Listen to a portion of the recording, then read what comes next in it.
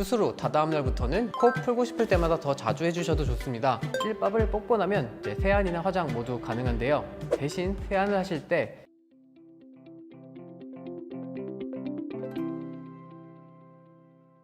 에픽 성형외과 홍진명 원장입니다. 코 수술하기 전에 코 수술 관리에 대해서 늘 설명은 드리지만 대부분 환자분들께서는 이제 수면 마취와 함께 수술 관리 방법도 스멀스멀 잊어버리는 경우가 많습니다. 그래서 준비했습니다. 에픽 성형외과 홍진명 원장에게 코 수술을 받은 후 관리 방법 지금 알려드릴게요. 수술 당일입니다. 일단 코에는 솜이 들어있어서 숨을 입으로 쉬어야 됩니다. 오늘이 고비입니다. 오늘만 잘 버티면 내일 솜을 빼고 나면 신세계가 펼쳐지니 오늘 하루를 잘 견뎌야 됩니다.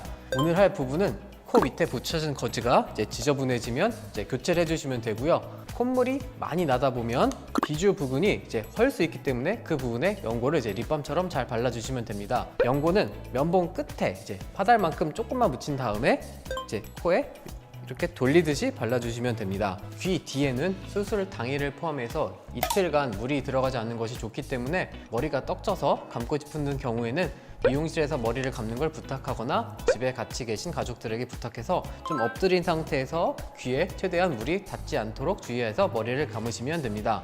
꼭 앉아서 주무실 필요는 없지만 코가 막혀서 입으로 숨쉬는 경우에는 상체가 좀 세워지면 다소 편한 느낌을 받으실 수 있기 때문에 상체를 세우시는 것이 편하다면 앉거나 베개를 좀 많이 대고 누우시면 됩니다.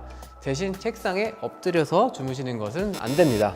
수술 다음날 1일차 대망의 솜 빼는 날입니다. 대부분 환자분들께서 제대로 잠을 못 주무시고 오기 때문에 내가 잠을 잘 자지 못했다고 걱정하실 필요는 없습니다. 신기하게도 솜을 뽑으러 오시는 분들은 지각하는 법이 없습니다. 병원에서는 솜을 우선 빼고요. 석션기로 콧물을 제가 빨아드립니다. 이후 이비인후과 내시경을 이용해서 비중격 점막에 피가 찼는지 혹은 붓기가 없는지 체크를 합니다. 점막이 헐거나 찢어진 부분이 없고 정상적이라면 솜을 빼고 당일 저녁부터 코 세척을 사용하시는 것을 추천드립니다. 코 세척은 통에 식염수 분말을 1개를 타고 찬물 말고 미지근한 수돗물을 타셔서 식염수를 만드시면 됩니다. 정수기물, 증류수, 수돗물 모두 관계없습니다. 식염수가 만들어졌다면 이렇게 물총 쏘듯이 양쪽 콧구멍에 물총 쏘듯이 쳐 쏴주시면 됩니다. 이제 코가 뚫려 있다면 한쪽 코에서 반대쪽 코로 혹은 입으로 나올 수 있겠지만 코가 막혀 있다면 잘 되지 않을 수 있습니다. 그렇다고 실망하지 마시고요. 코 내부를 충분히 적셔주고 불려준 후에 손을 대지 말고 뱉으시면 됩니다. 코 세척이 끝나고 이제 면봉 끝에 이런 식염수를 보통 사실 텐데요. 툭 적셔서 이제 이렇게 만든 다음에 코 내부에 실밥 있는 이 부위를 돌리듯이 닦아주시면 좋습니다. 쑤신다는 느낌과 함께 통증이 있다면 잘못하고 계신 거고요. 스무스하게 돌려주시면 이제 실밥에 붙은 피떡이나 코딱지가 깨끗하게 잘 닦입니다.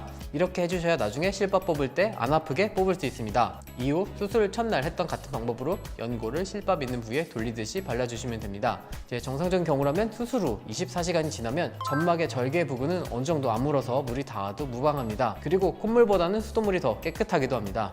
귀 뒤에 밴드는 붙이셔도 안 붙이셔도 무방하고요. 코 밑에 거즈는 더 이상 콧물이나 코피가 나지 않으면 더 이상 붙여주지 않으셔도 됩니다. 수술 후 이제 2일차, 3일차 설명드리겠습니다. 수술 후 다다음 날부터는 이제 뒤돌아서 머리를 감으셔도 됩니다. 아침, 저녁으로 이제 코 세척을 하시면 좋고요. 코 풀고 싶을 때마다 더 자주 해주셔도 좋습니다. 이후 어제 말씀드린 방법대로 코 내부를 식염수를 적신 면봉으로 실밥 부위를 이제 한번 돌리듯이 닦아주시면 좋고요. 연고를 발라주시고요. 이제 개인적인 경험으로는 코 수술 후 4일차까지 코가 점점 더 막혔다가 이제 뚫리는 경과를 보이는 경우가 가장 많았습니다. 이제 수술 후 4일차 설명입니다. 수술 후 4일차에는 병원에 한 번 더 내원하시게 됩니다. 대부분 수술 전에는 이 스플린트, 부먹을 떼는 날로 기억을 하시는데요. 사실은 이날이 코가 가장 막히는 날이기 때문에 코 안을 시원하게 뚫어드리기 위해서 병원에 내원합니다. 붓기가 심한 경우에는 붓기 주사를 추가로 놓아드리기도 하고요. 부먹을 뗀 후 붓기를 빨리 빼기 위해 붓기 레이저를 같이 시행해드리고 있습니다. 부먹을 떼고 나면 가벼운 물세안 정도는 가능하신데 한 상처 부분에 회복이 늦은 분들이 있는데요. 이 경우에는 실밥 뽑을 때까지 물세안을 미뤄야 합니다. 이제 수술 후 5일차, 6일차 설명드리겠습니다. 이제는 붓기가 빠지기 시작하고 멍도 노란멍 정도로 변하게 되는 단계입니다. 지금부터는 붓기가 빨리 빠질 수 있도록 자주 산책을 해서 혈액순환을 빠르게 해주시는 게 붓기 관리에 좋습니다. 실밥 부위에 코딱지나 피딱지가 많이 붙어있을 경우에는 실밥 뽑을 때 통증이 있을 수 있기 때문에 물을 푹 적신 면봉으로 코 내부를 하루에 2번 정도 꼭 닦아주시는 것이 중요합니다. 수술 후 7일차, 7일차에는 실밥을 뽑습니다. 귀의 실밥 그리고 코의 실밥을 모두 뽑고요.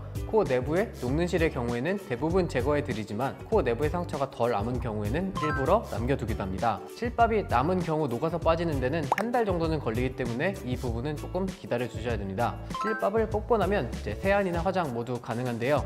대신 세안을 하실 때 실밥을 뽑은 이 두 가지 부위는 세게 문지르시면 상처 부위가 벌어질 수 있어서 이틀 정도는 상처 부위를 조금 조심히 닦으셔야 됩니다. 코를 씻을 때는 최대한 이 네 번째 손가락에 거품을 많이 묻혀서 세로 방향으로만 닦아주시는 것이 좋은데요. 초기에 실리콘이 자주 움직여서 한 달에 걸쳐서 이제 실리콘 포켓이 만들어지는데 이 포켓이 넓게 형성되는 경우에는 붓기가 다 빠진 후에 실리콘이 움직이는 경우가 있어서 그렇습니다.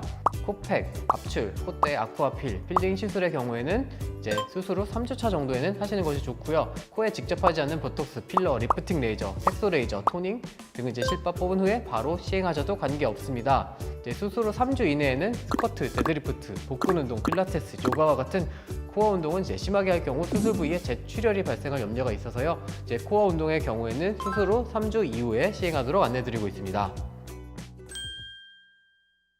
네, 말씀드리다 보니 엄청 길어졌네요. 하지만 수술 후에 궁금한데 계속 물어보기 힘들기 때문에 제가 아는 정보를 TMI로 안내드렸습니다. 또 궁금하신 게 있다면 밑에 댓글 혹은 카카오 채널에서 에픽 성형외과를 추가하신 후에 문의 주시면 됩니다. 구독과 좋아요는 영상 제작에 큰 힘이 됩니다. 감사합니다. 이상 성형외과 전문의 흥지명이었습니다.